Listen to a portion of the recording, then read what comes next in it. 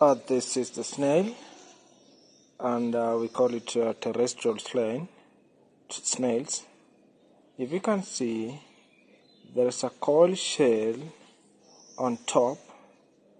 The shell provides protection during danger. They are able to retract their whole mollusk skin body into the shell in order for them to escape danger.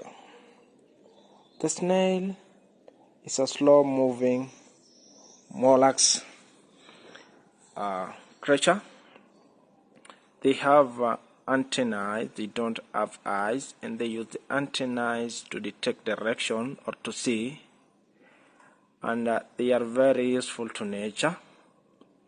They help to balance the ecosystem since they provide food to some birds, insects, reptiles, and also very useful to human beings since they have a very good protein, calcium, iron, and some countries including the East Asia countries, Middle East, they use it as a source of food.